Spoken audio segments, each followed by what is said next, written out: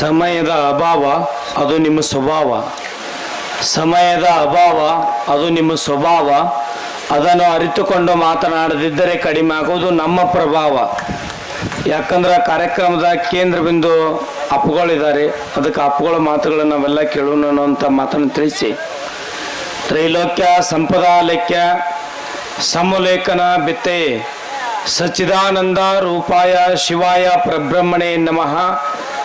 ಆದಿಯಲ್ಲಿ ಜಗದ್ಗುರು ರೇಣುಕಾದಿ ಪಂಚಾಚಾರ್ಯರನ್ನು, ಬಸವಾದಿ ಪ್ರಮತರನ್ನು, ಜಗತ್ತಿನ ದಾರ್ಶನಿಕರನ್ನು, ಸಂತರನ್ನು, ಅಪ್ಪ ಬಸವೇಶ್ವರನ್ನು, ರೈತರನ್ನು, ಮನಗುಳಿ ಹಿರೇಮಠದ ಗುರು ಪರಂಪರೆಗೆ ಹಣೆಮೆನೆದು ಇವತ್ತಿನ ಈ ಕಾರ್ಯಕ್ರಮದ ನಂದಿ ಕೂಗು ಜೋಡೆತ್ತಿನ ಕೃಷಿಕರ ಕಾರ್ಯಕ್ರಮದ ಪಾವನ ಸಾನ್ನಿಧ್ಯವನ್ನು ವಹಿಸಿಕೊಂಡಿರ್ತಕ್ಕಂಥ ಯುವ ಯತಿಗಳ ಮಾರ್ಗದರ್ಶಕರು ಆಗಿರ್ತಕ್ಕಂಥ ಕನೇರಿ ಪರಮ ಪೂಜ್ಯರ ಪವಿತ್ರ ಪಾದಗಳಲ್ಲಿ ಭಕ್ತಿಪೂರ್ವಕ ಪ್ರಣಾಮಗಳನ್ನು ಸಲ್ಲಿಸಿ, ವೇದಿಕೆ ಮೇಲೆ ಆಸೀನರಾಗಿರ್ತಕ್ಕಂಥ ಸರ್ವ ಪೂಜ್ಯರ ಪಾದಗಳಲ್ಲಿ ಪ್ರಣಾಮಗಳನ್ನು ಹೇಳುತ್ತಾ, ವೇದಿಕೆಯ ಮುಂಭಾಗದಲ್ಲಿ ಆಸೀನರಾಗಿರ್ತಕ್ಕಂಥ ನನ್ನ ದೇಶದ ಬೆನ್ನೆಲುಬು ಆಗಿರ್ತಕ್ಕಂಥ ಎಲ್ಲ ರೈತ ಬಾಂಧವರಿಗೆ, ಮಾಧ್ಯಮದ ಮಿತ್ರರಿಗೆ, ಛಾಯಾಗ್ರಾಹಕರಿಗೆ, ನಿಮ್ಮೆಲ್ಲರಿಗೂ ತಾಯಂದರಿಗೆ ಶರಣು ಶರಣಾರ್ಥಿ. ಬಹಳ ಅದ್ಭುತವಾಗಿ ನಮ್ಮ ತಾಲೂಕಿನಲ್ಲಿ ಇತಿಹಾಸ ಪುಟವನ್ನು ಬರೆಯುವಂಥ ರೀತಿಯಲ್ಲಿ ಇವತ್ತ ಕಾರ್ಯಕ್ರಮವನ್ನು ತಾವೆಲ್ಲ ನೆರವೇರಿಸಿಕೊಟ್ಟಿದ್ದೀರಿ. ಇವತ್ತ ಪ್ರತಿಯೊಬ್ಬರು ದೇಶದ ಬೆನ್ನೆಲುಬು ಯೋಧ ಮತ್ತು ರೈತ ಅಂತ ಹೇಳ್ತೇವೆ. ಆದ್ರೆ ಯಾರೂ ರೈತರಿಗೆ ಗೌರವ ಕೊಡುವುದಿಲ್ಲ, ಯಾರೂ ರೈತರನ್ನು ಪ್ರೀತಿ ಮಾಡುವುದಿಲ್ಲ.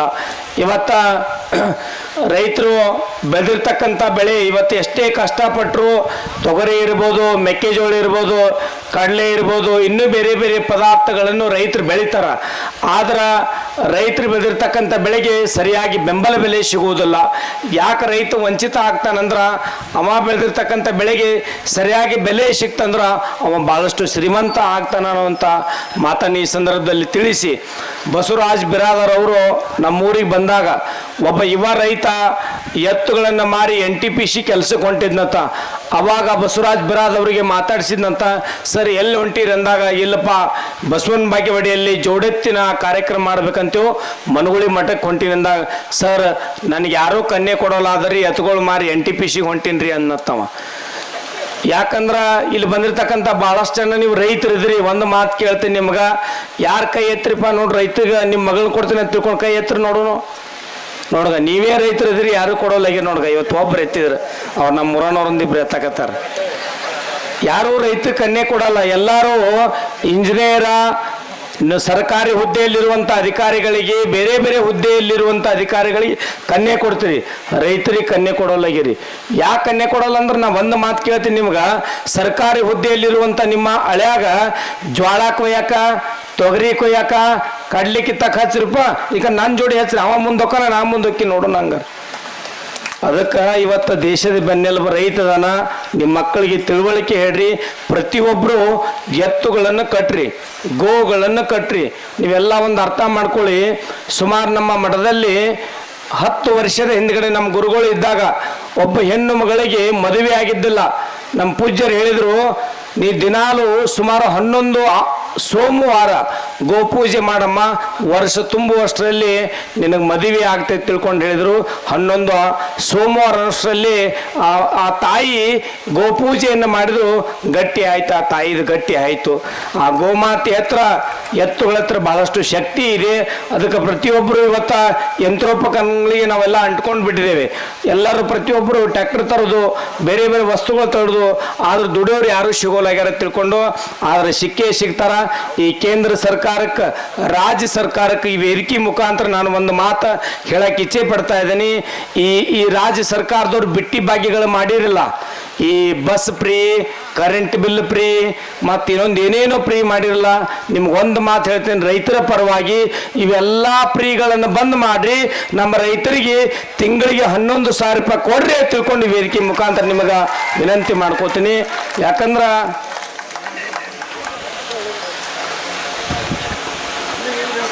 ಇವತ್ತ ರೈತರ ಸಲುವಾಗಿ ಇವತ್ತು ಬಜೆಟ್ ನಡೆದೈತಿ. ಇವತ್ತೆಲ್ಲ ನಮ್ಮ ರಾಜ್ಯದಲ್ಲಿ ಪ್ರತಿ ಮೀಸಲಾತಿ ಜೋಡೆತ್ತಿನ ರೈತರ ಸಲುವಾಗಿ 11,000 ರೂಪಾಯಿ ಪ್ರೋತ್ಸಾಹ ಧನ ಕೊಡ್ರಿ ತಿಳ್ಕೊಂಡು ನಾವು ಕೇಳಿದೇವಲ್ಲ.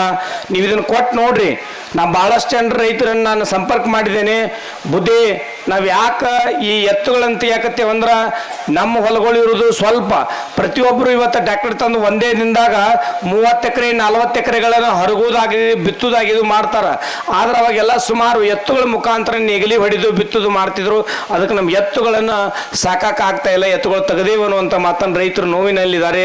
ಅದಕ್ಕೆ ಇವೆಲ್ಲ ಪಿಟ್ಟಿ ಭಾಗ್ಯಗಳಿಗೆ ನೀವು ದೊಡ್ಡದ್ರಿ. ಮೊದಲು ನೀವು ರೈತರಿದ್ರೆ ನೀವು ದೊಡ್ಡದ್ರಿ. ನೀವು ಯಾವ್ರಿ ಒಬ್ಬ ದೊಡ್ಡ ಅಂಗಿ ಹಾಕೊಂಡು ಬಂದ್ಬಿಟ್ನಂದ್ರೆ ನಿಮ್ಗೆ ವ್ಯವಸ್ಥೆ ಮಾಡಿದ್ನಂದ್ರೆ ಆಯ್ತು ರೀ, ನಿಮಗೆ ತಿಳ್ಕೊಂಡು ಹಿಂಗೆ ಹೊಡೆದು ಬಿಡ್ತೀರಿ. ಅವಂಗೆ ಮಾಡ್ತೀರಿ ಇಲ್ಲ ಮಾಡಿರಿ ನೀವು.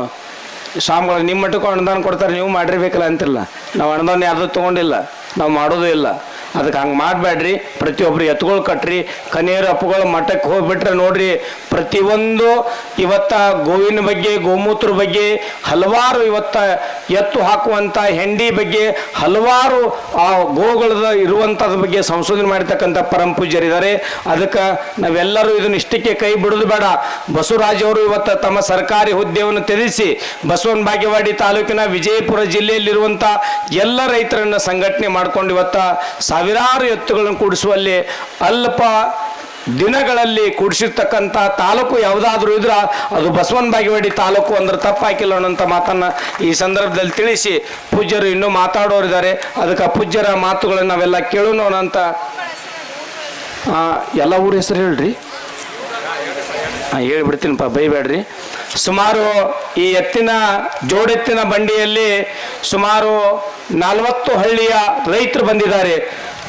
ಬಸವನ ಬಾಗೇವಾಡಿ, ನಂದ್ಯಾಳ ಪಿವು, ಯರ್ನಾಳ, ಹತ್ತರಿಕಿಹಾಳ, ಮನಗೋಳಿ, ಮಸಿಮ್ನಾಳ, ಬಳ್ಳಾವೂರು, ಇಂಗ್ಲೇಶ್ವರ, ದೆಗನಿಹಾಳ, ದಿಂಡವಾರ, ಉಪ್ಪುಲ್ದಿನ್ನಿ, ಮನೂರು, ಟಕ್ಕಳಿಕೆ, ಮುತ್ತಿಗೆ, ಗೊಳಸಂಗಿ, ಹಂಗರಿಗೆ, ಕನಕಾಲ, ನಾಗೂರು, ಇವನಿಗೆ, ನರ್ಸಲಿಗೆ, ಜೈನಾಪುರ, ಹಂಚನಾಳ, ಬಳ್ಳಾವೂರ, ಇಂಗ್ಲೇಶ್ವರ, ಅಗಸ್ನಾಳ, ಹಿಪ್ಪರಿಗೆ, ಹುಯಿನಿಪ್ಪರಿಗೆ, ಸಂಕನಾಳ, ಹುಣಶ್ಯಾಳ, ಕುದುರೆ ಸಾಲವಡಗಿ, ಬೂದಿಹಾಳ, ಕಾಮನಕೇರಿ, ಹಾಲ್ಯಾಳ, ಬ್ಯಾಲ್ಯಾಳ, ಬಸವನಹಟ್ಟಿ, ರಾಮನಹಟ್ಟಿ, ಕರವಂಟ್ನಾಳ, ಅರಳಚಂಡಿ, ಒಡ್ಡೊಡಗಿ, ಹುಲಿಬೆಂಚಿ, ನಾಗರಾಳ, ರೆಬ್ನ್ಯಾಳ ಇಷ್ಟು ಗ್ರಾಮದ ರೈತರು ಬಂದಿದ್ದಾರೆ. ಅವರಿಗೆ ಒಮ್ಮೆ ಚಪ್ಪಾಳೆಯನ್ನು ತಟ್ರಿ ಅನ್ನುವಂಥ ಮಾತನ್ನು ತಿಳಿಸಿ, ಇದು ಚಬ್ನೂರು ರೀ, ಚಬ್ನೂರು ಗ್ರಾಮದ ಎಲ್ಲ ರೈತರು ಬಂದಿದ್ರಿ. ಕೆಲವೊಂದು ಹೆಸರು ಬಿಟ್ಟಿದ್ದು ನೋವು ಮಾಡ್ಕೋಬೇಡ್ರಿ. ಹೀಗೆ ಇನ್ನೂ ಜಿಲ್ಲೆಯಲ್ಲಿ ದೊಡ್ಡದಾಗಿರ್ತಕ್ಕಂಥ ಇವತ್ತು 1,000 ಜೋಡೆತ್ತನ್ನು ಕೂಡಿಸಿದ್ದೇವೆ. ಬರುವಂಥ ದಿನಮಾನಗಳಲ್ಲಿ 2,500 ಎತ್ತುಗಳನ್ನು ಕೂಡಿಸೋಣ ಅನ್ನುವಂಥ ಮಾತನ್ನು ತಿಳಿಸಿ ನನ್ನ ಮಾತಿಗೆ ವಿರಾಮ ನೀಡ್ತಾ ಇದ್ದೇನೆ. ಓಂ ಶಾಂತಿ.